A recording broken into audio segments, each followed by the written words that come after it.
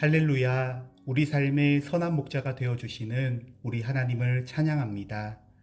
아침부터 잠드는 시간까지 내가 심겨진 공동체에서 하나님 은혜의 통로가 되어 살아가기 원합니다. 9월 28일 새벽 기도를 시작하겠습니다. 다 함께 사도신경 하겠습니다. 나는 전능하신 아버지 하나님, 천지의 창조주를 믿습니다. 나는 그의 유일하신 아들 우리 주 예수 그리스도를 믿습니다. 그는 성령으로 잉태되어 동정녀 마리아에게서 나시고 본디오 빌라도에게 고난을 받아 십자가에 못 박혀 죽으시고 장사된 지 사흘 만에 죽은 자 가운데서 다시 살아나셨으며 하늘에 오르시어 전능하신 아버지 하나님 우편에 앉아 계시다가 거기로부터 살아있는 자와 죽은 자를 심판하러 오십니다.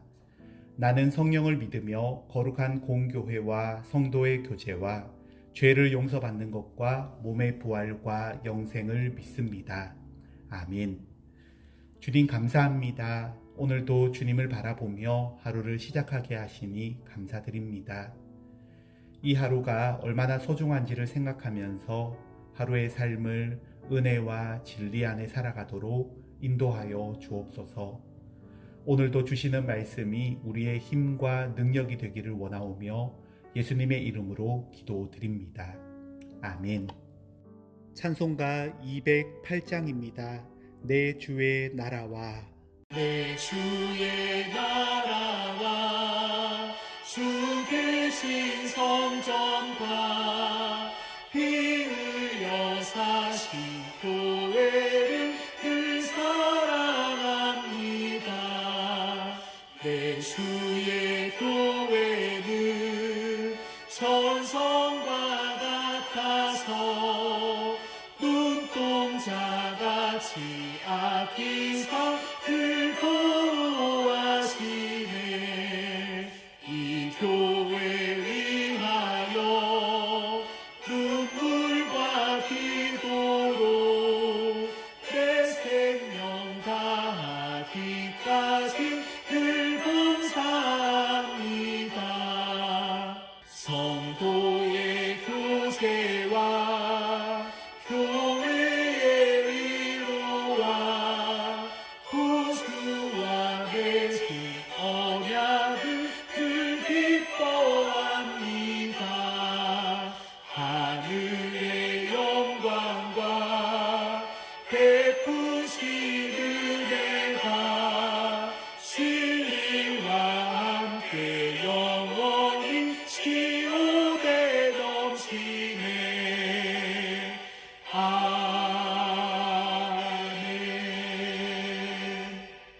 오늘 하나님께서 주신 말씀은 디모데전서 5장 17절에서 25절 말씀입니다. 잘 다스리는 장로들은 배나 존경할 자로 알되 말씀과 가르침에 수고하는 이들에게는 더욱 그리할 것이니라. 성경에 일렀으되 곡식을 밟아 떠는 소의 입에 망을 씌우지 말라 하였고 또 일꾼이 그 삭슬 받는 것은 마땅하다 하였느니라. 장로에 대한 고발은 두세 증인이 없으면 받지 말 것이요 범죄한 자들을 모든 사람 앞에서 꾸짖어 나머지 사람들로 두려워하게 하라. 하나님과 그리스도 예수와 택하심을 받은 천사들 앞에서 내가 엄히 명하노니 너는 편견이 없이 이것들을 지켜 아무 일도 불공평하게 하지 말며 아무에게나 경솔히 안수하지 말고 다른 사람의 죄에 간섭하지 말며 내 자신을 지켜 정결하게 하라. 이제부터는 물만 마시지 말고 내 위장과 자주 나는 병을 위하여는 포도주를 조금씩 쓰라. 어떤 사람들의 죄는 밝히 드러나 먼저 심판에 나아가고 어떤 사람들의 죄는 그 뒤를 따르나니 이와 같이 선행도 밝히 드러나고 그렇지 아니한 것도 숨길 수 없느니라. 아멘. 오늘의 말씀을 묵상합니다. 잘 다스리는 장로들과 가르침에 수고하는 이들을 더욱 존경해야 합니다. 장로에 대한 고발은 두세 증인이 없으면 받지 말고 범죄자는 모든 사람 앞에서 꾸짖어야 합니다. 이 일들을 편견 없이 공평하게 하고 아무에게나 경솔히 안수하지 말아야 합니다. 죄와 선한 일은 결국 명백하게 드러납니다. 오늘 말씀은 우리에게 어떤 교훈을 주시는지 본문 해설을 봅니다. 하나님은 성도의 말씀 양육과 영적 성장을 돕도록 교회 안의 지도자들을 세우셨습니다. 바울은 성도들에게 교회 지도자들을 위해 재정적 지원을 하고 불법적 비방으로부터 그들을 보호하라고 명합니다. 또한 지도자들에게는 엄격한 기준에 부합한 삶을 요구합니다. 성도들은 교회를 섬기는 이들이 궁핍하지 않도록 재정적으로 지원하고 그들이 악한 마귀의 시험에 걸려 넘어지지 않도록 잘 살펴야 합니다.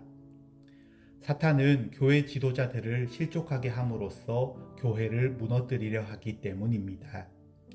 공동체의 말씀 양육과 영적 성장을 위해 수고하는 직분자들을 위해 기도하고 그들의 힘과 위로가 되는 것은 하나님 나라를 세우는 일입니다. 질문을 보면 바울은 복음 전파로 수고하는 이들을 어떻게 대하라고 권면했나요? 교회를 위해 수고하는 이들에게 내가 힘과 위로가 되어줄 일은 무엇인가요? 오늘 말씀은 큐티책 오늘의 기도라는 내용에 잘 요약되어 있는 것 같습니다. 내용이 이렇습니다. 바른 말씀 선포와 가르침이 있어야 교회가 바르게 세워질 수 있음을 생각하며 말씀 사역자를 귀히 여기게 하소서.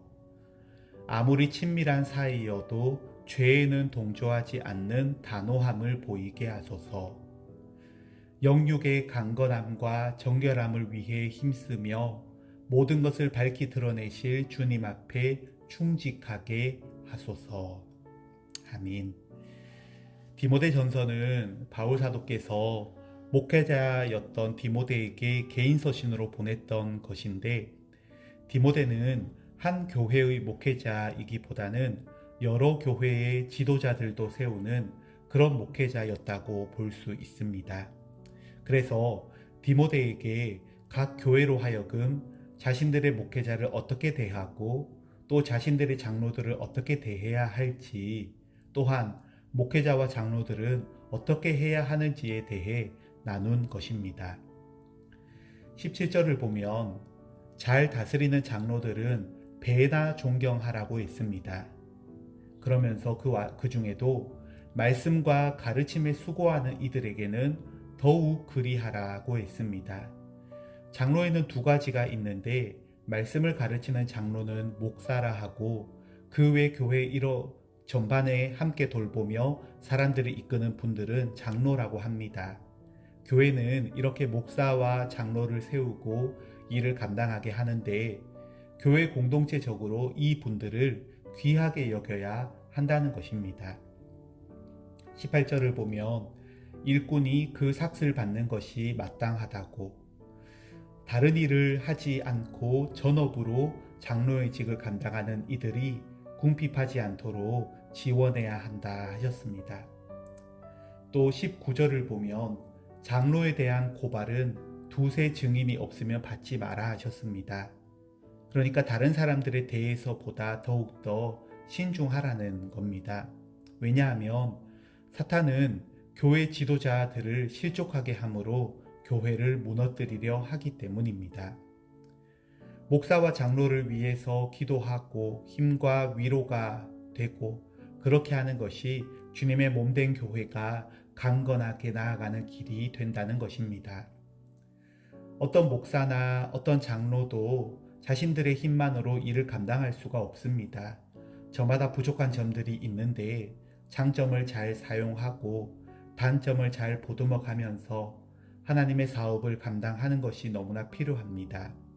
그런데 이보다 더 중요한 것이 또한 목사와 장로의 직임을 수행하는 그 자신들의 태도와 행동입니다.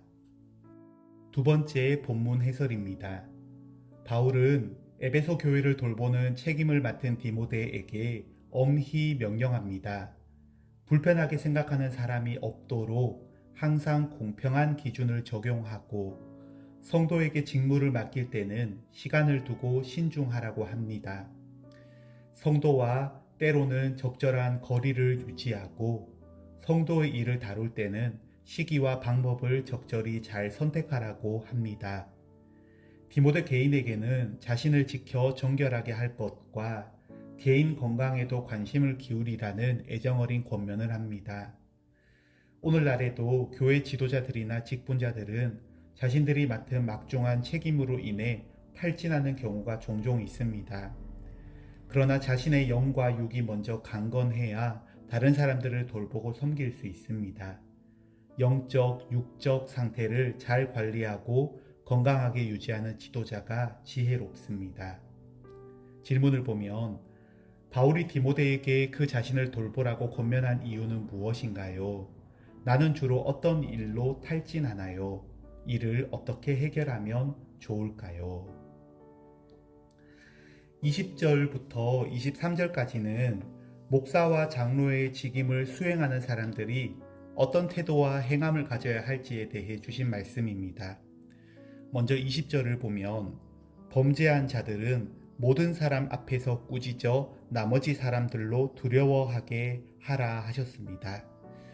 이렇게 할 수 있으려면 먼저 그 자신의 경건함은 물론이고 또 어떤 성도들을 정말로 사랑하는 것, 그래서 정말 영적 부모와 같은 마음으로 평소에 대할 수 있을 때 이런 일이 가능할 것입니다. 그러면서도 목사와 장로의 직을 수행한다는 것은 참 고독한 일이다 라고도 할 수 있습니다. 그러나 하나님이 주시는 사랑과 은혜 가운데 잘 감당하게 될 것을 기대하며 나아갈 수 있습니다. 21절을 보면 내가 엄히 명한다 하시면서 편견이 없어야 하고 아무 일도 불공평하게 하면 안 된다고 하셨습니다. 편견이 없을 수 있으려면 사람에 대한 이해가 넓고 깊어야 하겠습니다. 공동체 내에서 교우들을 대할 때 누구는 더 가까이 하고 누구는 멀리 하고 그렇게 한다면 편견 없음이 불가능할 것입니다. 또한 누구를 더 봐줄 것이 없도록 지혜롭게 거리를 두는 것도 필요하다고 싶습니다. 그래서 본문 해설에서도 성도와 때로는 적절한 거리를 유지해야 한다고 한 것입니다. 좋은 게 아니라고 편견이 없고 불공평하다고 교우들이 생각하지 않을 수 있도록 목사와 장로는 함께 교회를 잘 이끌어가야 합니다. 한편 하나님을 생각해 봅니다. 우리는 하나님께 자칫 다른 사람들보다 나에게 더 잘해주세요 라고 하지 않는가라는 겁니다.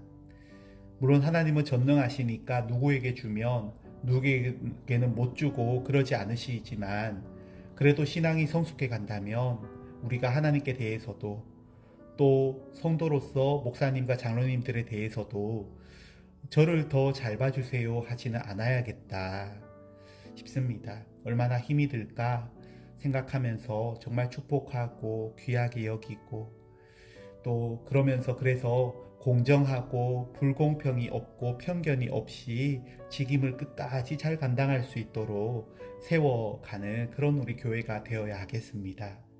특별히 목사와 장로의 직임을 수행하는 분들이 자신의 가정과 또 자신의 건강도 잘 돌볼 수 있도록 이런 점에 대해서도 생각하고 대할 수 있어야 합니다. 마지막 25절을 보면 선행도 밝히 드러나고 그렇지 아니한 것도 숨길 수 없다고 하셨습니다. 다 드러나게 됩니다. 잘한 것도 다 드러납니다. 잘못한 것 다 드러납니다.